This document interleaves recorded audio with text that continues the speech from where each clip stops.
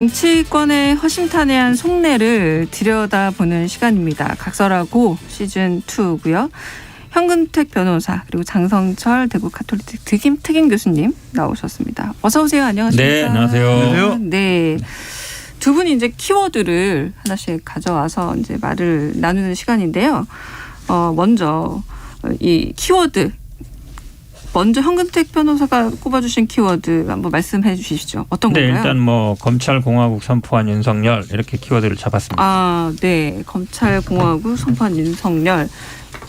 이걸 이번 주 키워드로 꼽으신 이유는 뭘까요? 일단은 지금 아마 문재인 대통령이 사과해라라고 얘기했는데 사과는 않고 있고요.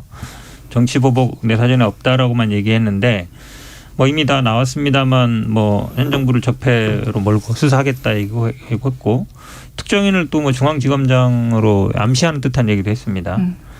그리고 사실은 그 이후에 이제 공약 나온 게 더 문제라고 보는데요.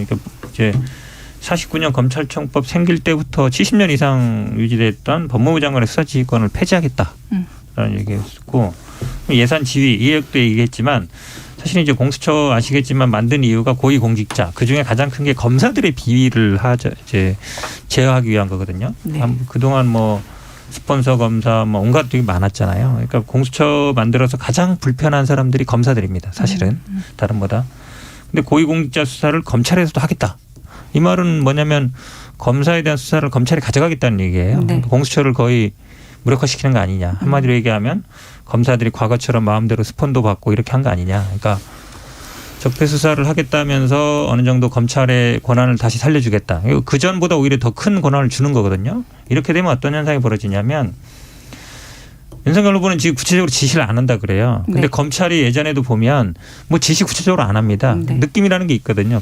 그걸로 알아서 하는 거거든요. 근데 오히려 이게 수사 오히려 가이드라인을 제시하고 있어요 이미. 그리고 권한은 마음껏 누리게 하겠다. 그리고 뒤에서 벌어지는 어떤 부정부패나 이런 것들은 검찰에서 또 알아서 수사한다. 지난번에 우리가 97만 원 쪼개기 한 거 보면 알잖아요. 처벌이 안 되거든요. 그러니까 제가 보기에는 그냥 검찰공화국 만들겠다라고 한 게 아닌가 이렇게 보고 있습니다. 그러니까 검찰 권력을 돌려주는 정도가 아니라 더 키워주겠다라는 게 문제다라고 그렇죠. 들리는데요. 그 전에 네. 이제 오히려 적폐 수사 얘기를 했기 때문에 네. 그거 연결되는 것으로 볼 수밖에 없는 거죠. 네, 장성철 의원님 어떠세요? 민주당이 제대로 검찰 개혁을 했으면 이러한 일이 벌어지지 않았을 것 같은데 민주당이 제대로 검찰 개혁도 못하고 윤석열 검찰총장만 대권 후보, 대통령 후보로 만들어준 것이 아니냐. 민주당 잘못이다라는 생각이 들고요. 몇 가지 이제 문제가 될 수는 있어요. 윤석열 후보는 이걸 얘기하면서 검찰의 독립, 중립성, 권력으로부터의 독립 이런 식의 명분을 내세웠는데 솔직히 좀 우려스러운 부분은 저는 검찰의 예산 편성권을 네. 갖는 게 좀 문제라고 봐요. 정부에 지금 16개 외청이 있거든요. 거기서 독자적인 예산 편성권을 갖지 못하는 청이 검찰청밖에 없어요. 예를 들면 행안부의 외청인 경찰청도 자신들이 독자적인 예산 편성권이 있어요. 네. 근데 검찰만 없다. 왜 없냐. 그동안 검찰에서 상당히 계속 주장을 해왔는데 검찰의 예산 편성권을 줘가지고 검찰총장이 예산과 관련해서 계속 국회에 왔다 갔다 하면서 국회의원들의 민원을 들어줄 수가 있다. 요구할 수가 있다. 그러니까 검찰에서는 정치권 관련 수사도 많이 하잖아요. 근데 예산을 가지고 이거 수사 어떻게 되는 거야? 이거 수사하면 안 돼.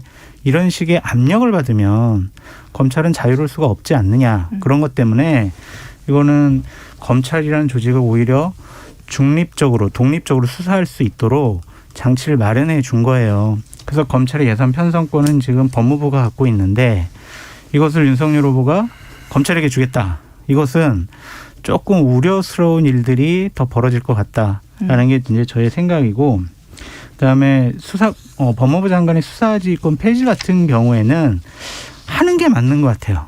전 세계에 수사지휘권이 있는 나라가 독일, 일본, 우리나라 3군데밖에 없거든요. 이것이 부당한 검찰에 대한 개입, 관여 이렇게 볼 수가 있기 때문에 이 부분은 폐지해도 괜찮을 것 같다라는 생각이 듭니다. 그러니까 전반적으로 말씀드리면 민주당이 제대로 검찰 개혁했으면 이러한 이제 공약이나 내용들이 안 나왔을 텐데 민주당이 여러 가지로 그 무리하게 제대로 검찰 개혁이란 게 어떻게 썼어야 될까요? 그러니까 네. 이제 이런 거죠. 네. 검찰 개혁의 가장 중요한 요점은 뭐냐? 검찰이 정치적인 중립, 독립, 권력으로부터 개입을 막고 자신들이 수사를 제대로 할 수 있다. 권력을 향한 수사를 아무런 권력으로부터 견제나 간섭을 받지 않고 할 수가 있다라는 거였는데 이 정권 같은 경우에는 권력을 향한 수사를 하려고 하면은 수사 담당 부서를 해체해버리거나 좌천시켜버리거나 또 수사 지휘권을 통해서 수사를 못하게 하거나 이런 식의 부당한 개입이 있었거든요. 이것은 검찰 개혁이라는 큰 명분에 반하는 행동을 했다. 그래서 이제 많은 분들이 이것은 잘못됐다라고 생각하는 거죠. 그 문제는 그 문제고요. 네. 사실은 근데 지금 윤석열 후보 걱정스러운 건 그런 거죠. 본인이 검찰총장을 할 때는 본인이 얘기했습니다. 문재인 대통령한테 뭐 적폐 수사 지시를 받거나 이런 건 아니다. 본인 스스로 알아서 했다는 얘기거든요. 그리고 지금 말씀처럼 뭔가 수사를 하려면 개입하는 거를 검찰의 정치적 중립을 이유로 반대하고 이랬었거든요. 근데 본인은 지금 검찰총장이 아니에요. 지금 대선 후보로 나온 분인데 그런 분이 검찰을 오히려 이런 거 수사해야 된다라고 얘기하고 특정인을 벌써 거론하고 그럼 우리 정치적 중립에 완전히 반하는 겁니다. 지금 수사지휘권 얘기하시는데요. 사실은 독일, 일본, 우리나라 같은 법계거든요. 그러다 보니까 검찰이 막강하죠. 수사권뿐만 아니라 기소권, 집행권까지 다 갖고 있습니다. 전 세계에 이렇게 막강한 권한을 가진 검찰이 없어요. 그러다 보니까 문민 통제를 위해서 법무부 장관의 수사지휘권이 있는 건데 이거를 왜 그런 문재인 정부에서 많이 썼느냐 이 얘기 나시는데요.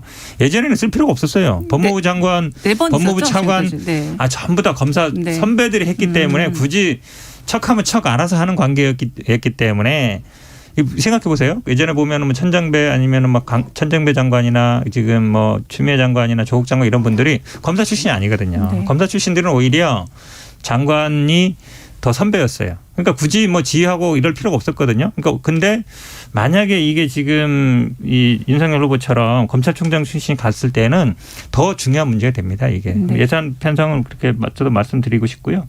사실 우리나라 검찰이 막강한 권한이에요. 전 세계적으로 그건 다 알거든요. 그러니까 검경 수사권 중에 굉장히 중요한 게 기소는 검찰이 하고 수사는 경찰이 하고 이렇게 하자라는 거 아닙니까? 근데 그걸 다시 돌리자는 거잖아요. 그러니까 제가 보기에도 검경 수사권 조정에 대한 거는 큰 네. 틀에서는 맞다 보고 있습니다. 하나만 더 말씀드릴게요. 저희가 네. 더 얘기할 수 있는데요. 네. 윤석열 후보가 검찰총장 시절 이른바 검언유착 의혹과 관련돼 채널A 기자에게 연락을 해서 한동훈 검사장과 그리고 이동재 전 기자의 통화 녹음에 대해 물어본 정황이 나왔습니다. 왜 물어본 건지에 대해서 일단 이와 관련해서 더불어민주당 공동선대위원장이 최강욱 의원이 한 말이 좀 있습니다. 그걸 듣고 얘기를 더 나눠보겠습니다.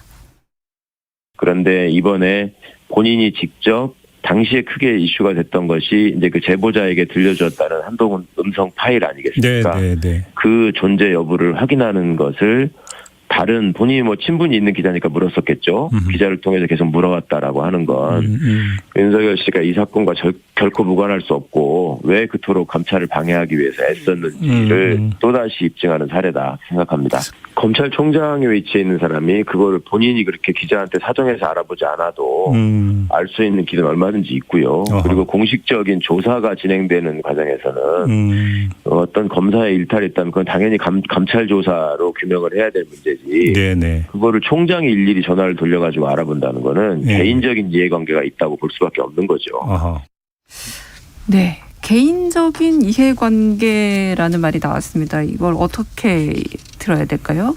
뭐 아시다시피 이때 당시 쟁점이 됐던 게 결국은 한동훈 검사장과 그 채널A 이동재 기자 간의 녹취록이 있냐 없냐 이게 굉장히 쟁점이었잖아요. 네. 그러니까 그 이동재 기자도 처음에는 뭐 녹취한 게 맞다 그러다 나중에는 본인이 뭐 자작한 거다 이랬는데 저도 이해가 잘 안 가요. 왜냐하면 한동훈 검사장이 그 당시에 나는 그렇게 통화한 적도 없다. 이렇게 공식적으로 입장을 밝힌 거예요. 그럼 이제 그게 공식 입장이었는데 지금 이게 이제 보도된 이후에 윤석열 총장이 다른 기자를 통해서 그걸 물어봤다는 거지. 있냐 없냐. 그럼 이 공식 입장하고 다른 거잖아요. 없다고 했는데 진짜 그렇죠. 있나 없냐 확인한 그렇죠. 거다. 그러니까 오히려 한동훈 검사장의 공식 입장이 못 믿거나 아니면 본인이 뭐 어쨌든 다른 뭐 관심이 있거나 사실은 어찌 보면 검찰총장이 뭐 당연히 아는 기자한테 물어봤다 이렇게 얘기하는데요. 보통 검찰총장이 이렇게 직접 물어보지 않고 공보단이라든지 대변인 통해서 공식적으로 하면 되거든요. 이건 사적 관계인 거예요. 개인적으로 물어보는 거니까. 제가 보기에는 공직자로서는 적절치 않죠. 그리고 한동훈 검사장이 그러면 그 공식 입장도 사실이 맞느냐 이런 의구심을 가질 수밖에 없죠. 네. 저는 솔직히 잘 모르겠어요. 왜 개인적인 이해관계가 뭔지 왜 물어봤는지 이건 잘 모르겠고 이게 기자의 카톡 내용이 이제 유출돼 가지고 한 언론사에서 보도한 거 아니겠습니까? 네.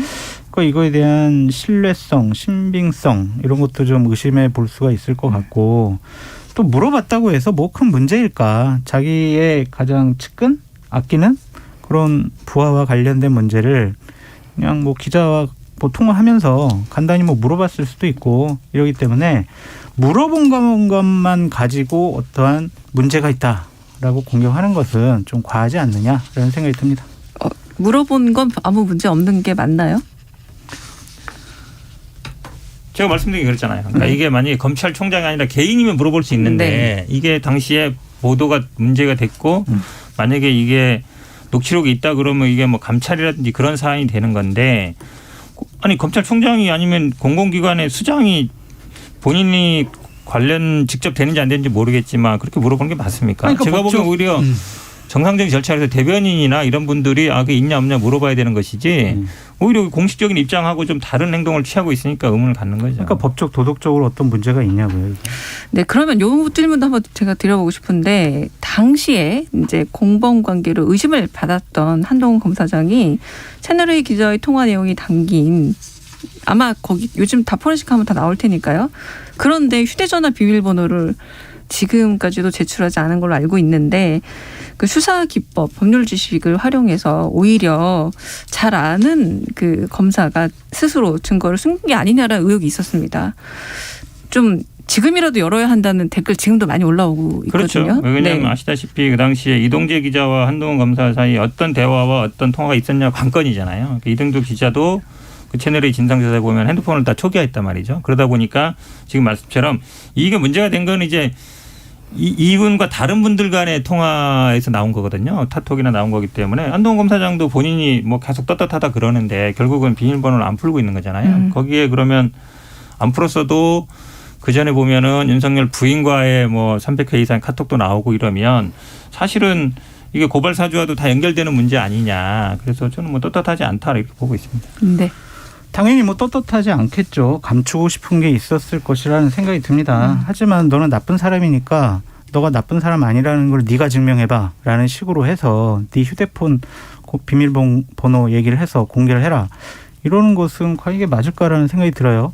휴대폰이라는 것은 그러한 특정한 뭐 부분에 문제가 있을 수도 있지만 정말 지극히 사생활적이고 개인적인 여러 가지 통화라든지 문자 메시지라든지 이런 것들이 있을 수 있지 않겠습니까? 그런 것들을 그냥 공개하라는 것은 좀 보호권 측면에서도 상당히 좀 문제가 있지 않느냐라는 생각인데 저도 뭐 솔직히 죄가 없는 걸 네가 증명해봐라는 차원에서 떳떳하면 비밀번호 공개했으면 좋겠는데 법률적으로 이것을 공개 안 해도 되고 비밀번호를 얘기 안 해도 된다면 이것은 개인의 피의자? 참고인의 보호권 측면에서 타당하지 않느냐라는 생각도 듭니다. 아니 당연히 뭐 법적으로야 뭐 네. 뭐 꼭 해야 된다는 의무가 있는 건 아닌데요. 왜냐하면 한동훈 검사장이 계속 본인 스스로 그렇게 대화한 적도 없고 통화도 없다, 문제 없다라고 얘기하고 있거든요. 그러면 당연히 국민들 입장에서는 그럼 문제 없으면 왜 못하냐 이렇게 얘기하는 거 아닙니까? 그래서 심지어 얼마 전에 이제 독립운동가에 비유했다라고 다들 이해하고 있습니다. 이제 한동훈 검사장을. 그래서 아마도 대선 이후 당선이 되면 중앙지검장으로 기용해서 적폐 수사할 거다라는 암시적인 발언이 있어서 좀 문제가 됐는데 더더욱 그렇다면 좀 밝힐 거는 정확하게 밝혀야 되는 거 아닌가라는 얘기도 많이 있고요.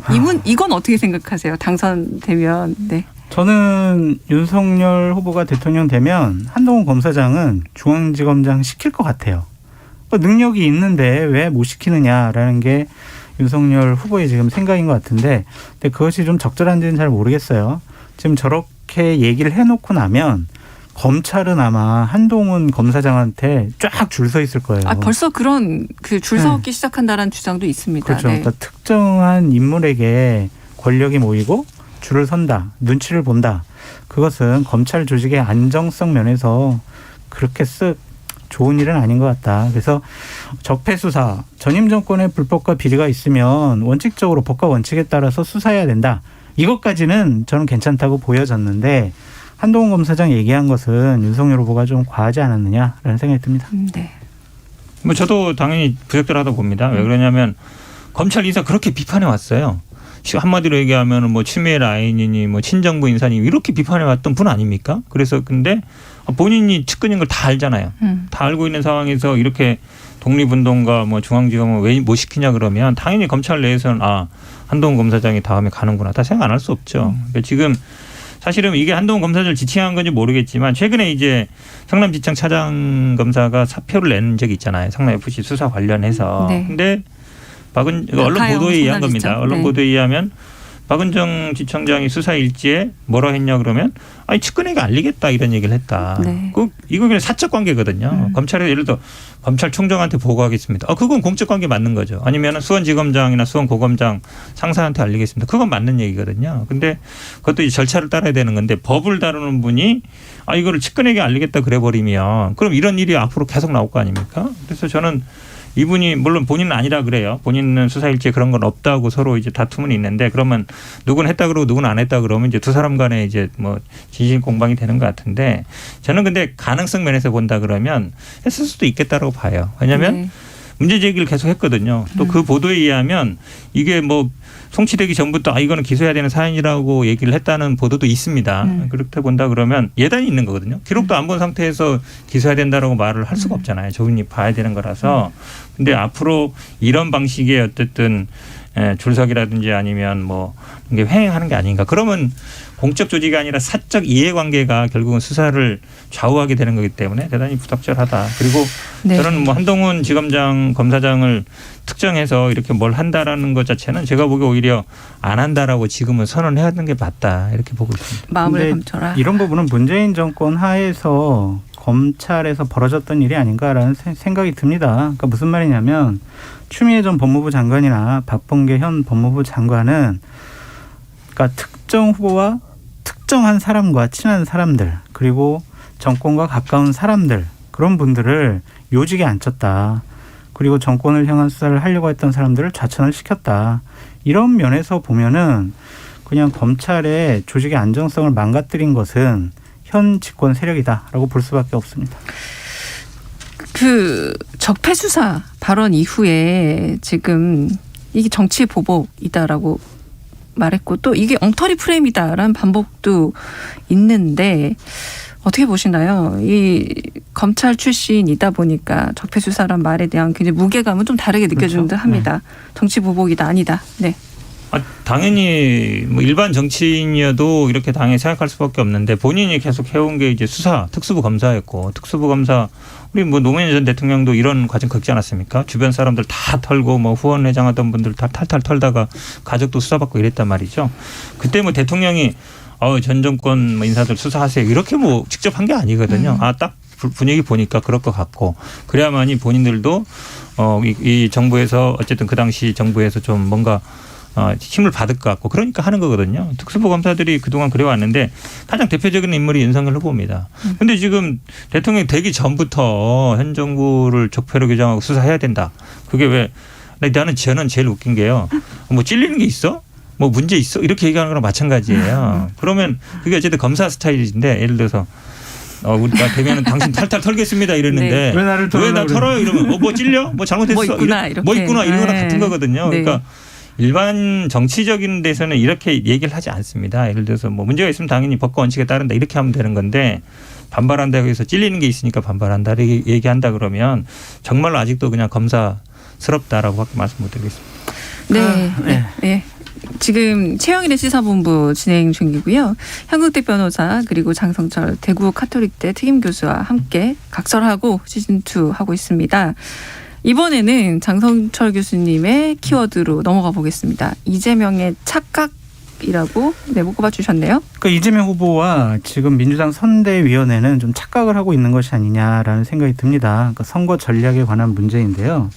신천지와 주술 문제를 갖고 윤석열 후보를 공격을 하면 윤석열 후보의 지지율은 낮아질 것이다.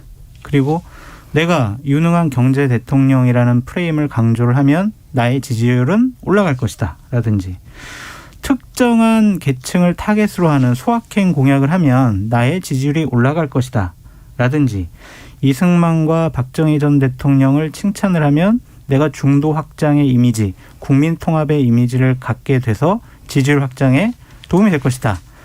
이러한 선거 전략은 실패가 아니냐라는 생각이 듭니다.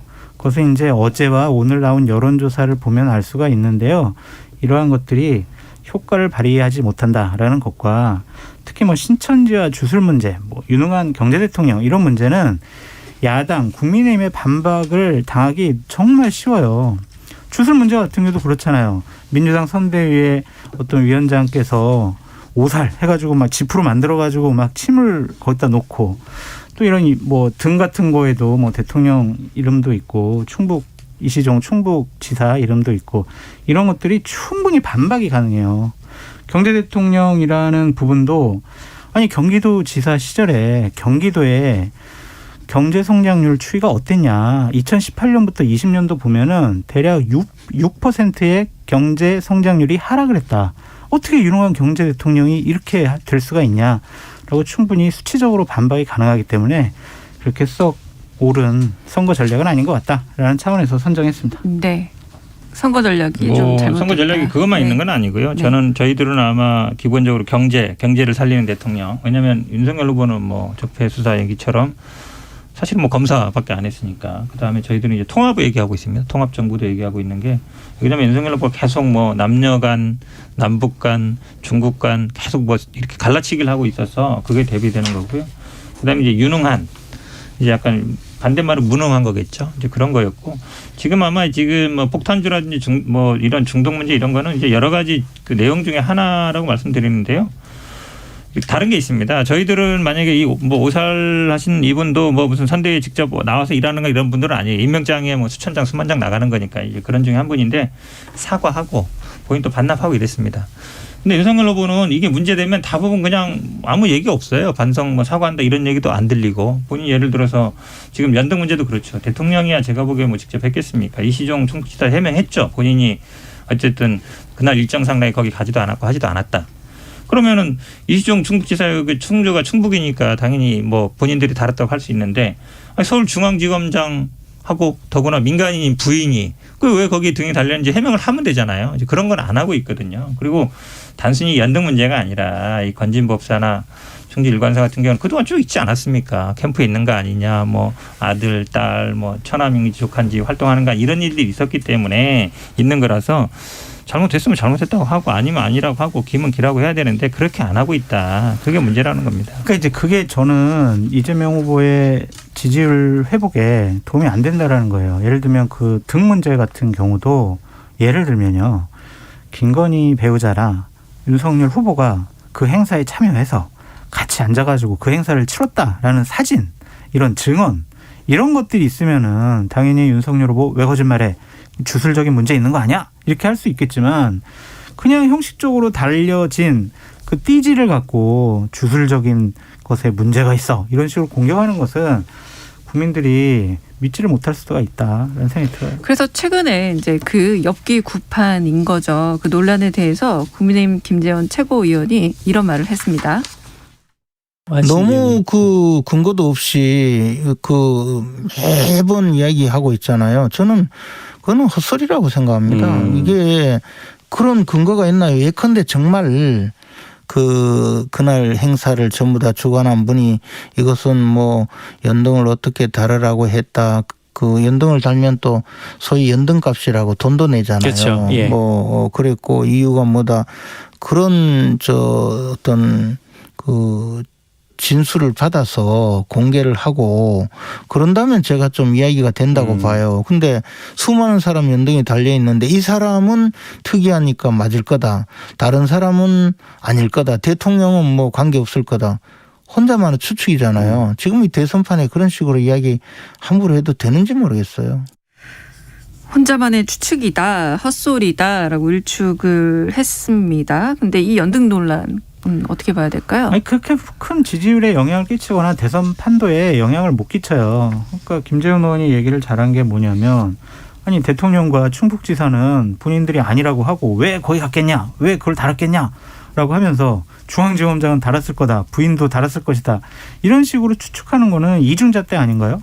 그러니까 똑같은 잣대를 갖고 의심을 하려면 하고 비판하려면 해야 되는데 우리 편은 왜 그랬을까? 아닐 거야 라고 얘기를 하고 상대방은 맞아 왜 달았어 이런 식으로 공격하는 것은 국민들이 납득을 못할 것이다.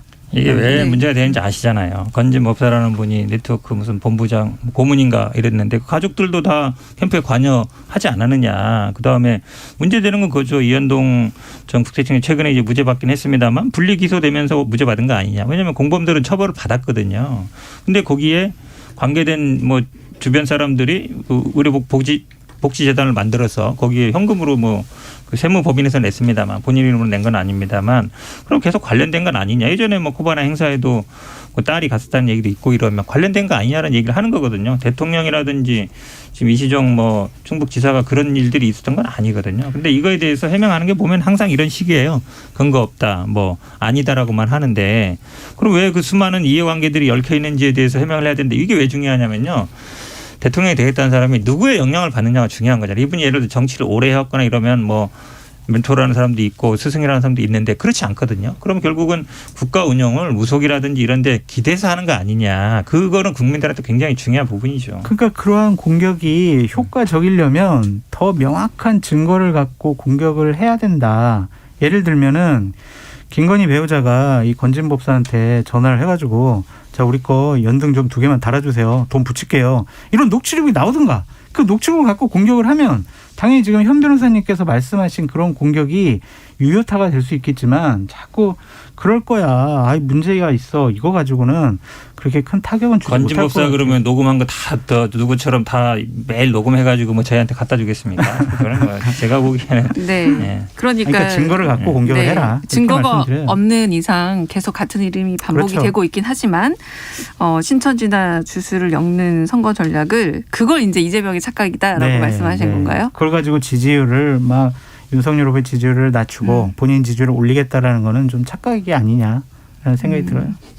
착각일까요? 네. 어떻게 보세요? 아니 근데 중요하죠. 왜냐하면 문제 제기를 안 할 수 없죠. 왜냐하면 누구한테 어떤 조언을 받고서 어떤 의사결정을 하느냐. 왜냐하면 이게 신천지 압수수색에서 나오잖아요. 그러니까 물론 뭐 언론 보도 이해한 겁니다만 신천지 총회장도 영매니까 건들지 말라라고 했다라고 얘기하는 게 언론 보도에 있는 거잖아요. 근데 예를 들어서 압수수색조차도 얼마나 중요했습니까? 신천지 압수수색이 중요했는데도 그런 의사결정을 그런 사람의 얘기를 들어서 한다 그러면 국가 운영을 할 때도 사람을 뽑을 때도 그러면 다 이제 관상 보시는 분이나 옆에 딱 앉혀놓고 보시기에 저 분이 잘할 것 같습니까? 이렇게 물어봐서 한다 그러면 말이 안 되는 거잖아요. 실력과 능력을 봐야 되는 건데 그러니까 의사결정을 할 때 뭐를 근거로 하느냐는 굉장히 중요한 문제고 이거는 지위가 높아갈수록 더 중요합니다. 그러니까 국민들이 당연히 그거에 대해서 의문을 가질 수밖에 없고. 만약에 국가의 중요한 공적인 결정을 그러한 주술적인 사람들에게 물어보고 상의하고 그들의 조언대로 결정을 했다라고 하면 윤석열 후보는 후보로서 자격이 없죠.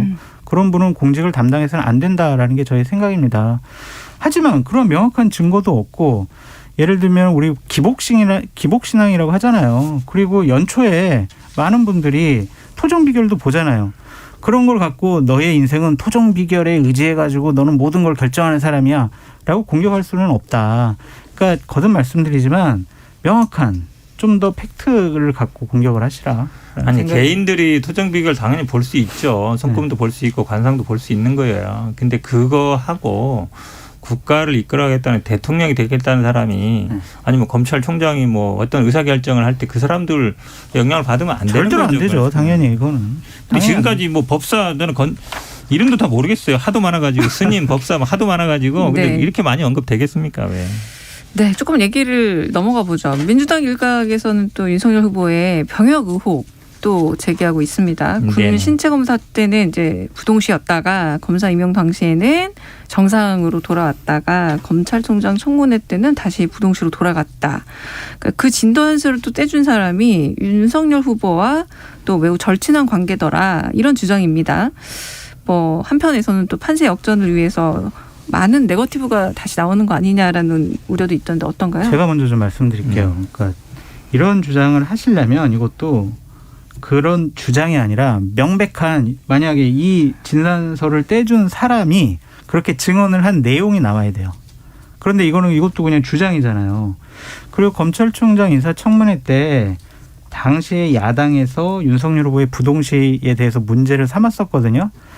당시 민주당 의원인 송기현 의원이 뭐라고 했냐면 실역은 계속 변해요. 이 부동시를 갖고 문제 삼는 것은 문제가 있다라고 얘기를 했어요. 본인들이 좀 더 철저하게 검증을 해가지고 당시 그러면은 윤석열 검찰총장 후보자를 보호하지 말든가 아니면 지명하지 말든가 그랬어야지. 자기들이 그때는 보호해놓고 이제 와서는 문제 있다라고 하는 게 이게 맞냐고요. 근본적인 질문인데요. 윤석열 후보가 이렇게 대신 때려서 나가서 야당에 들어가서 대선 후보 할지 않았겠습니까? 대신은 아니죠. 근데 야당에서 굉장히 또 공격도 많이 엄청 했었잖아요. 그렇죠. 공격했죠. 네. 근데 이게 사실은 저도 최근에 이제 자세히 봤는데 보니까 좀 의문이에요. 왜냐하면 부동시라는 게 양쪽 눈이 시력 차이가 난다는 거거든요. 그렇죠.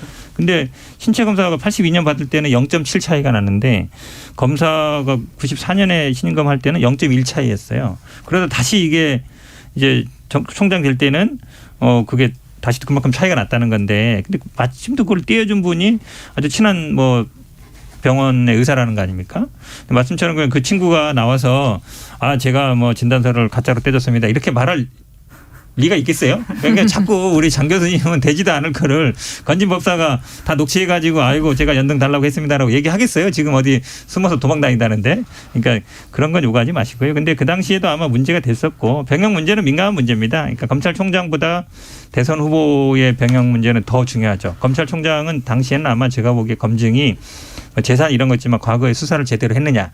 그다음에 특정 사람과 세무사장과 관련된 문제 이런 것들이 되게 큰 문제였거든요. 이게 아주 쟁점은 아니었는데 저는 병역 문제는 국민들이 중요하게 보는 부분이죠. 특히 공직에 나가는 선출직에 나가는 사람들한테 중요하다라고 말씀드리고 싶습니다. 중요하다니까요. 근데 명확한 증거를 가지고 해야지. 지금 민주당과 이재명 후보의 모습은 뭐냐면요. 투수가 타자를 삼진으로 잡기 위해서 스트라이크 존을 좁혀서 스트라이크를 넣어야 되는데 그냥 무조건 막 던지는 것 같아요. 그래서 폭투가 나오고 있는 거 아니냐라는 생각이 듭니다. 윤석열 후보가 그러면 예를 들어서 이게 내가 어떤 사이다 아니면 왜 여기서 갔다라든지 해명을 하면 돼. 우리는 어쨌든 절친한 사이 4인방 중에 한 명이다 얘기한 거잖아요. 그럼 그게 아니다. 아니면 내가 그럼 다시 우리가 얘기하는 건 그겁니다. 그럼 다시 검사 받아보겠다든지 이렇게 하면 되는 거거든요. 그렇게 안 하시잖아요. 그때 검찰총장 인사청문회 때 그 다음 날 다시 시력 검사 받고 그 당시에 야당도 그 당시에 여당도 다 문제 없군요. 이건 그냥 넘어갑시다. 이런 식으로 결론 내렸던 문제다라고 말씀드립니다. 네, 저 장성철 교수님한테 묻고 싶은 게 네. 오늘 이제 경제 부스터샷을 언급했을 때 이재명 후보가 계속 경제를 강조하면서 민생 행보 이어가겠다라는 전략인데 유능한 경제 대통령 이것도 착각이라고 보시나요? 그러니까요. 이게 왜냐하면은 유능한 경제 대통령이라면 대한민국의 일자리를 어떻게 창출하겠다. 4차 산업혁명 시대에 대한민국의 산업구조는 이런 식으로 개편돼야 된다라는 미래의 비전을 제시해야 되는데 이재명 후보의 공약을 보면요. 돈 더 드릴게요. 이거예요. 청년들이요. 100만 원 더 드릴게요. 어려운 분들 돈 더 드릴게요. 이런 식의 얘기거든요. 그냥 한정된 우리의 예산을 갖고 본인의 쌈짓돈처럼 그냥 돈 더 준다고 하면서 나는 유능한 경제 대통령이야 라고 하는 게 과연 맞을까라는 생각이 들어요. 어떠한 산업구조 개편, 경제 성장에 대한 전략, 비전 이런 것들을 제시하셔야 저 같은 사람이 비판을 못해요. 야 진짜 맞구나. 할 말이 없다. 비판을 못하겠다. 이래야 되는데 기본이라는 거에 너무 집착을 하셔서 돈 뿌리는데 열중하시는 거 아니냐라는 생각이 듭니다. 이제 우리 장 교수님이 안 보려고 하니까 그런 거죠. 있어요? 기본 시리즈를 네. 최근에는 당연히 성장이라든지 이런 쪽으로 얘기하고 있고요. 4차 산업혁명이라든지 아니면 디지털 전환이라든지 에너지 고속도로 다 얘기하고 있거든요. 거기에 이제 결국 우리 경제가 나아갈 방향을 제시하고 있는 겁니다. 그러니까 코로나 이후에 어떻게 갈 것인가 얘기하는 건 저는 아마 거의 우리 이재명 후보가 거의 유일하다고 봅니다. 윤석열 후보는 그렇게 말씀드리면 윤석열 후보는 그냥 수사나 열심히 하겠다 하는 거 말고 뭐 하는 게 더 있어요? 그거밖에 없는 것 같아요. 이재명 후보는 윤석열 후보는 유능한 경제 대통령이라는 얘기를 안 하잖아요. 자기 무능한 경제 무능해서 그런 거예요? 그 얘기도 안 하잖아요. 경제 얘기가 없다라고 그러니까 말씀하시는 아니 거예요. 윤석열 네. 후보는 정말 유능한 경제의 전문가들을 잘 쓰겠다. 잘 쓰겠다. 네. 이런 거죠. 인재 활용을 잘하겠다라는 거니까. 나는 능력이 안 되니까 머리는 빌리겠다는 거예요. 근데 솔직히 뭐 검찰총장 검사를 26년 했던 분에게 1년 정도의 대선 후보 준비 과정을 통해서 당신은 경제적으로 유능할 거야, 잘할 거야 라고 옹호하거나 방어하거나 칭찬하는 것은 말이 안 되죠. 당연히 경제적으로는 부족하지만 본인이 정말 제대로 된 사람 골랐으면 그것도 오히려 더 맞다라는 생각이 듭니다. 저런 네. 식으로도 또 옹호를 하죠. 어설프게 아는 거다. 네. 어설프게 아느니 아예 모르는 게 낫다라고 장성철 교수님. 아예 모른다고 그랬어요. 모른다 그랬잖아요. 공부 안 1년 만에 어떻게 알겠냐. 네네네. 네, 오늘 이재명 후보 옆집 의혹이 또 나왔습니다. 이게 네네. 뭘까요? 또 양쪽 이게 다 들어봐야 될 듯합니다. 네. 네, 지금 아마 옆집에 이제 뭐 얻어서 한마디로 얘기하면 거기서 뭐 선거운동도 한 거 아니냐 이렇게 얘기하는데요. 이게 이제 경기도시공사 숙소가 100개가 넘습니다. 100개가 넘고 여기 숙소는 아마 판교랑 가깝거든요. 순회동에 있으니까 거기에 아마 20, 30대 직원 한 4명 정도 대리급 뭐 사원급 2명이 살았던 것 같은데 몰랐다는 거예요. 그러니까 사실은 100개 정도 되면요 아마 계약하기가 경기도 내 어디든지 아마 뭐 빈집이 있거나 이러면 이제 계약을 할 수 있는 거죠. 그래서 이거를 마치 뭐 선거 캠프를 집 옆에 꾸리는 사람도 있어요. 더군다나 여기에 도시공사 직원들이 왔다 갔다 하면 다 할 텐데 왜냐하면 선거를 해보신 분들은 압니다. 집에다가 집 근처에다가 캠프를 꾸리는 사람은 없고 왜냐하면 이게 또 등기도 다 남는 거기 때문에 제가 보기에는 뭐 말도 안 되는 얘기하고 있다고 보고 있습니다. 이 의혹이 큰 문제 될까요? 글쎄요. 이게 어떤 증거가 나와야 되겠죠. 예를 들면 거기서 합숙을 했다라고 하는 주택공사 직원이 사실은요. 저희 여기 합숙 안 했고요.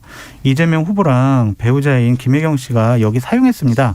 라는 뭐 이런 증언들이 나오면 문제가 되겠지만 서로 지금 상당히 공방을 하고 있잖아요. 이것이 좀 폭발력 있게 나가려면 하나가 더 나와야 된다라는 생각이 들고 솔직히 이재명 후보의 해명은 좀 이상해요. 어떻게 합숙소를 이재명 후보 자택에 두느냐 문제라고 생각합니다. 네, 오늘도 이제 뜨겁게 선거가 이제 3주도 안 남았습니다. 워낙 뜨거운 얘기들 오갔고요. KBS 일라디오 최영일의 시사본부 현근택 변호사 그리고 장성철 대구 가톨릭대 특임 교수와 각설하고 시즌2 함께했습니다. 오늘 두 분 감사합니다. 감사합니다. 고맙습니다.